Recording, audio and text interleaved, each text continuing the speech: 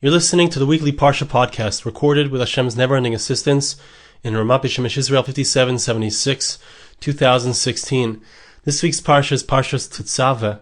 Much of our Parsha speaks about the Kohanim, the priests, the garments of the priests, the service of the priests, Aaron and his sons, who served in the Beis HaMikdash, in the temple, in the mishkan, in the tabernacle, as it was in the time of the Jews in their sojourn in the wilderness.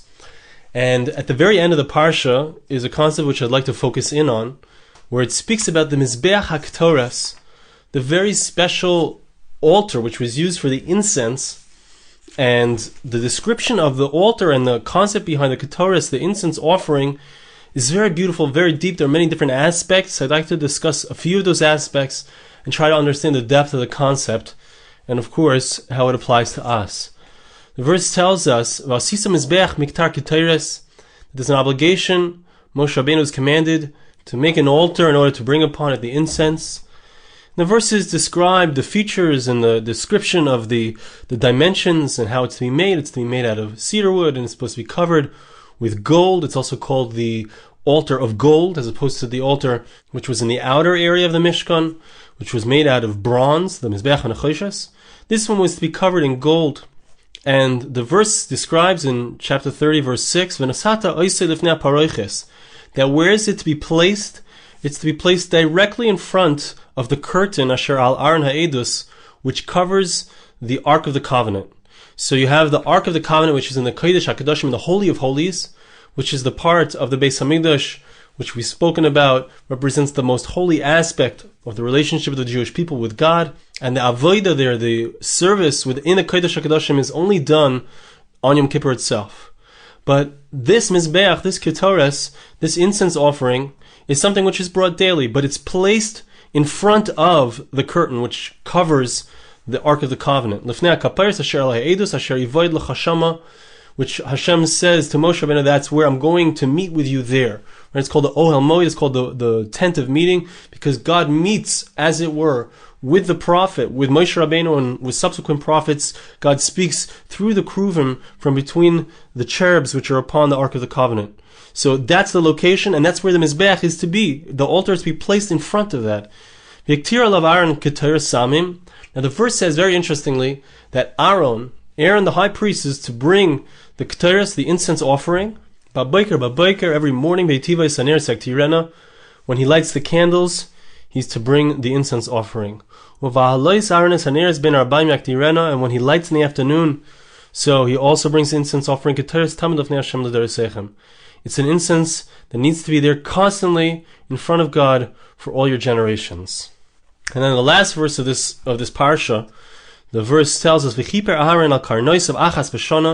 one time a year, Aaron is to create an atonement with the karnas hamizbeach, with the corners of the altar. Midam chatas hakipurim achas pashani yechaper of the doresechem kodesh kadashim hu Hashem, from the blood of the offering, the chatas offering on Yom Kippur. So once a year, there's an obligation for him to create an atonement for all generations. It is holy of holies unto God. Now there are a number of interesting points and interesting questions we can ask on these verses. One of them is the fact that as we read this, it refers to Aaron HaKohen, refers to Aaron the high priest. And while it's true that, of course, Aaron could do this avodah, he was allowed to do the avodah, he was one of the priests, but as Meforshim explain, as the commentators explain, he was not the only one who was obligated or allowed to do this avodah, to do this service. In fact, any Kohen could do this service. So the question that we could ask here is, why indeed does the Torah specifically speak about Aaron HaKohen, Aaron the high priest, in this context? We could say, and it's connected to the concept or the idea that I want to share with you, but we could say that it's because on Yom Kippur, which is referred to a number of times here, on Yom Kippur it was Aaron the high priest who was the only one who could do the avodah, who could do the service. However, that's not enough, because that's only once a year. So throughout the year, it could be anyone. So because of that one time a year, we're going to refer to Aaron HaKohen in these verses, to Aaron the high priest. What's the understanding? Why is he the one who's singled out in these verses, specifically in regards to the ketores, the incense offering? Another important question to ask is based on something that we said earlier. We mentioned that this entire parsha speaks about the kohanim, the priests, their clothing, their avodah, their service, and it ends off with the Mizbeach HaKetores. It ends off with this concept, this command of the altar upon which the incense offering was brought. What is the reason? Why did the Torah include in this Parsha? Why is the build-up from the whole conversation about the Kohen and the priests, why does it build up into the command to create this altar for the incense offering? Another question is, as we mentioned, the Torah here speaks about the fact that there's a special avoda which is going to be done once a year with this mizbeach, with this altar, on Yom Kippur, on the highest of all holidays of the year, the Jewish calendar, the Day of Atonement. Why is it mentioned here? Why is it so important for us to know this? It's once a year. We will find out about this in Sefer Vayikra, in the book of Leviticus, in Parsha Acharemos. It's going to speak about the entire avoda of the Kohen Gadol, of the high priest, on that day. Why is it important that it be mentioned here in the context of the Mizbeach HaKetores? It almost sounds like this is the essence of what's going on, what the purpose of the altar is. What's the understanding of that?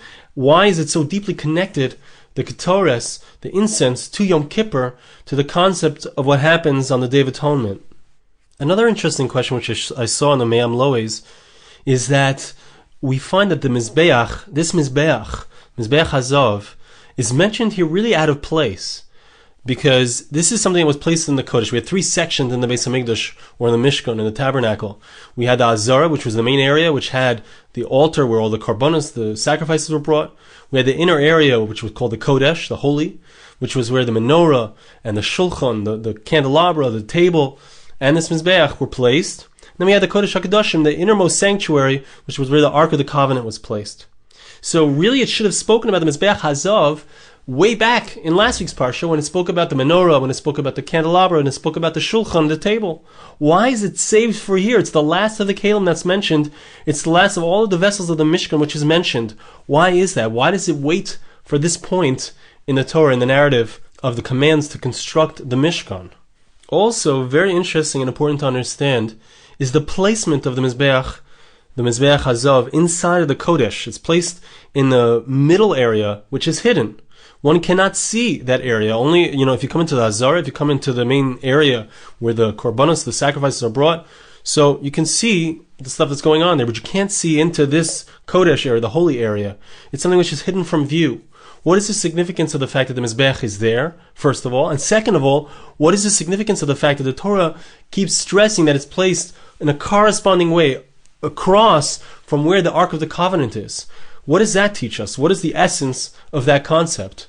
Also very interesting and clearly connected to the last point is that we find that the ketores, the incense offering that's brought on Yom Kippur, the ketores is brought into the Kodesh HaKadoshim, into the Holy of Holies, and placed in front of the Ahron, and then the smoke, it goes up into the Kodesh HaKadoshim area, and that creates the atonement for the Jewish people. It's the core of the avodah, of the service of the high priest on Yom Kippur, which brings about the atonement, which is the essence of the day of Yom Kippur. So what's the significance of the connection between the Mizbeach, the altar upon which the incense is being brought ordinarily, and the fact that it's being brought on Yom Kippur, on the holiest day of the year, as the central theme, the central avodah, the central service into the Kodesh HaKadoshim and into the area of the Ark? So to begin to understand what's going on with the ketores, I'd like to share with you a few points. One point from the Medrash, a few points from the translation of the Zohar, and together we'll start to get a picture of what is the depth of the idea of the ketores and its power and where it brings us to. The Medrash says like this: is a Medrash Tanchuma, which I found in the Otzar Midrashim. Teida shekol hakarbanos kulan tzarchin shel Yisrael. You should know that all of the sacrifices are for the needs of the people of Israel. Ketzad. How is that? Hachatas haisa ba'al hachet. A korban chatas would come as an atonement for a sin. Ha'asham gamkein. And so too the korban asham ha'ola ba'al hira halev. The korban ola would be brought for a thought of the heart. Shlamim also would come for atonement.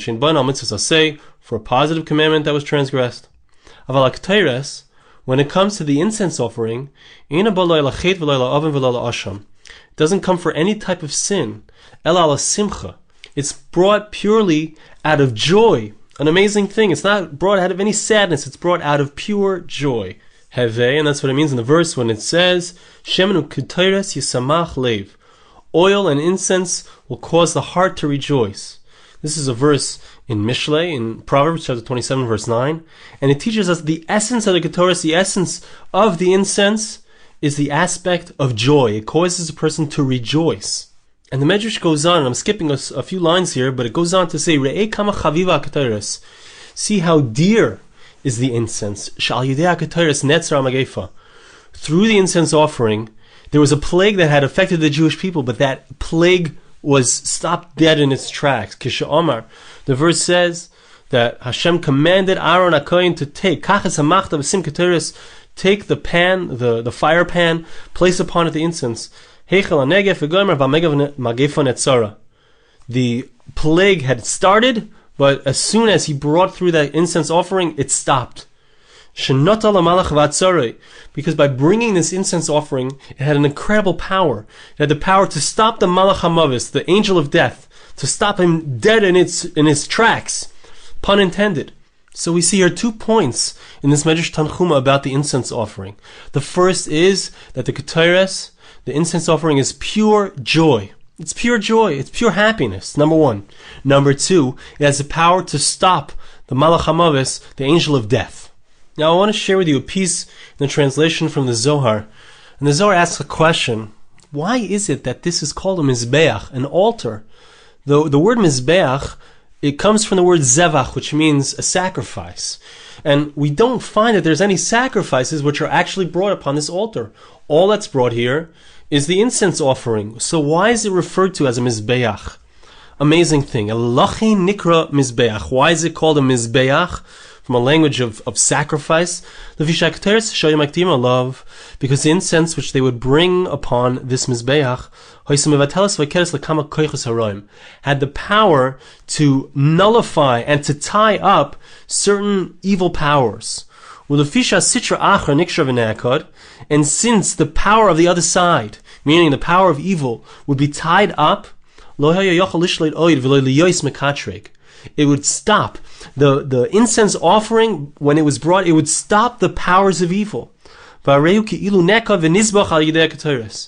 it's as if the powers of evil were tied up and slaughtered through the incense offering.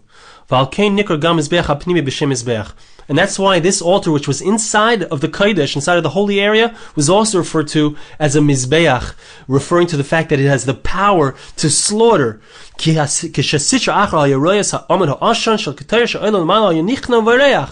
When the other side, when the forces of evil would see the pillar of smoke that would rise up from the incense offering, those powers would immediately be humbled, have no more power, and they would flee from the place. They couldn't come close at all to the tabernacle. Now, something interesting, which parallels what we saw in the Medrash Tanchuma, is next in the Zohar. Now, what's happening here is that the forces of evil are not being purified. They are just being sent away. They're not included in the joy of God, in the incense offering. Only Hashem himself, as it were. And there's a comment here in the commentary in the Otzar Midrashim that explains that when it comes to a korban, when it comes to a sacrifice, so the forces of evil also have they get something from it, from the Evarim Pedarim, from the sacrifice of whatever this means. This is the Zohar, this is very high, this is something I don't understand. But when it comes to the ketores, when it comes to the incense, so it's kulei b'kedusha, says this Mefarish, says this explanation. It's completely in holiness. The powers of evil have no connection to it. The incense was so beloved to God. So that's why the Mizbeach HaKetores, this altar, had to be inside of the Kodesh, inside and hidden away. Because this is the altar on which the blessings would come. So it had to be hidden away inside. Whenever you have a place where there are blessings, it needs to be hidden away. Because blessings can only come into the world in a place which is hidden from the eye. So again, we see these two aspects in the Zohar as well. That it has the power to stop a magef, it has the power to stop the forces of evil, to send them away. That's number one. And the second one is the aspect of simcha. There's an incredible joy. It's incredibly dear to HaKadosh Baruch Hu. It's so dear to Hashem this incense offering, because it doesn't include any evil. It's all pure joy, pure happiness, pure oneness with Hashem, with God. And we have one new idea, which we see in the Zohar, which is that this blessing, this joy, this sending away of the forces of evil is something which needs to be hidden away. It has to be hidden from the eye, because this is where the blessings come in. This is where all the good is found. It's found in the place where you can't see it, where it's hidden away from view.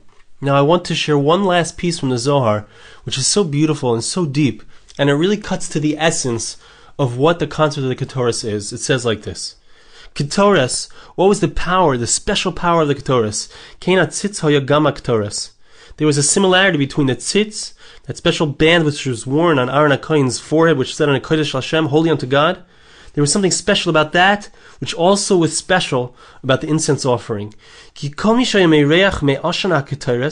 Whoever would come into the temple, and they would be able to smell the smell of the incense offering, when that incense offering, the smoke would rise up, through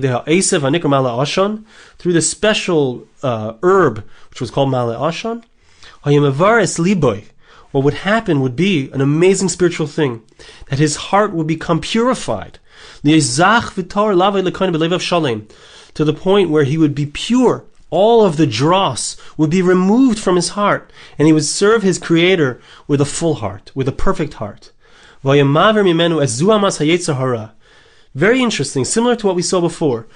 Evil runs away from the ketores. And it's true, even on a personal level, a person would smell this, all of the Yetzer Hara, all of his evil inclinations would just vanish. Instead of having two hearts, one heart which draws him towards evil, one heart which draws him towards good, he would have one single heart, one focus towards his Father in heaven. The power of the incense was that it would destroy the power of the Yetzer Hara, of the evil inclination, in every direction. And just like if you would look at the tzitz, so it would give a person, it said on a Kodesh Hashem, everything is holy unto God.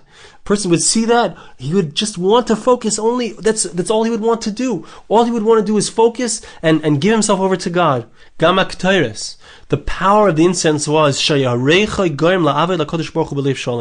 that it caused the person to serve God with a full heart, with a full focus, with no other inclinations, no other desires. There's nothing else in the world that has the power to destroy the forces of evil like the ketores, like the incense offering. And I'd like to point out, this is a side point, but it's really important, that the Zohar speaks at length about the fact that a person who says the ketores every day, the words from the Torah of the ketores, which are printed in the Siddur, both before and after the Shacharis prayer, the morning prayer, as well as the Mincha prayer, when a person says it has the same power as actually bringing the incense offering, has the same power to send away. If a person is focused, says every word carefully, it has the same power to send away the forces of evil. No plagues can come upon a person, no evil can befall a person, and it's an amazing segula to help a person be focused on service of God, and solely service of God. But what is indeed the great power of the ketores? Why is it brought on Yom Kippur? Why is it specially connected to Yom Kippur? Why is it specially connected to Ahron HaKohen? And I think that once I heard an amazing, beautiful idea, that if you look at the story of Adam HaRishon, the story of the sin where they ate from the Eitz Hadas, they ate from the tree of knowledge of good and bad. So it speaks about the fact that they saw, they tasted, they felt it. But there was no speaking within the Torah about the sense of smell. It speaks about all the other senses, but it doesn't speak about the sense of smell. The sense of smell was never contaminated by the chet of Adam HaRishon, by the sin. And so, we find, interestingly, there are different things, there are different aspects, there are different passageways that can bring a person to Adam HaRishon Kodem HaChet, to a world beyond where we are, to the place where we were before there was death, before there was evil, before any sin had been committed in the world. There's the shofar. When we hear the shofar, it brings us lefnayim v'lefnim, brings us up in front of God. There are different things that have that power. There's Yom Kippur, which atones for us. When we come onto Yom Kippur, when we come into Yom Kippur, everyone can come into Yom Kippur, everyone can receive an atonement on this Day of Atonement. It has the power to bring us back to Adar Rishon Kodem Achet. We don't need to eat anything. We don't even need to wear shoes. We're completely spiritual. We're not involved in anything physical. That's Yom Kippur, brings us back to what it was like before. And the amazing thing is that the ketores, every single day of the year, and specifically on Yom Kippur, has the power to bring us through smell, through the power of smell, which wasn't contaminated, has the power to send away the evil which was brought into the world through the sin, sends it away. That evil is gone.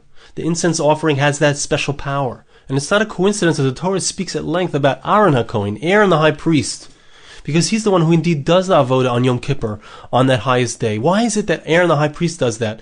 Because he's the Oiv Shalom v'Roidev Shalom. He's the one who knows how to create peace between people, so that we get rid of the evil, we get rid of the angst, we get rid of the arguments. That's Ahron HaKohen, Aaron's power. That's his amazing ability to get rid of the sins. It's not a coincidence that this Parsha is all about the priests. And this is where we speak about specifically the Mizbeach HaKetores, because the power of the priests is to reconnect the Jewish people to God, to remove the sins, to send away the dark forces, so that all there is simcha, joy, and no longer death. That's the power of the incense offering. It has the ability to get rid of death, to get rid of everything which takes away joy, and reconnect us to God, to bring us back to that place before the sin. And it's also amazing that where is it placed? It's placed inside of a hidden place. It's in the holies. It's in that place which is hidden away. You can't see it. The blessings, if you want to access the spirituality, you want to access that place which is beyond where we are, beyond, the current realm that we find ourselves, you have to close your eyes. You have to disconnect from where we are. The sin that came about, Adam HaRishon, the first man, Chava, Eve, his wife, it came about because they looked at it. It was machmar einayim. It was beautiful to look at. The bracha, the blessings, the joy, the spirituality, the true joy comes about when the eyes are closed, when we're not connected as much to this world, when we're in a place which is disconnected, we're in that place of holy, that place which is connected exclusively to God. And it's not a coincidence that the ketores, the Mizbeach HaKetores, this altar is placed right in front of the Ahron, that place which is all about connection into God, placed directly across in that. So, and the incense is brought there in the Kodesh HaKadoshim. It's brought from the Kodesh into the Kodesh HaKadoshim because it's all about sending away the forces of evil, reconnecting into the true simcha, the true joy, which is when evil is dispersed. Which we speak about the fact that when Mashiach comes, the Gemara in Sukkah speaks about the fact that the Yetzer Hara is slaughtered.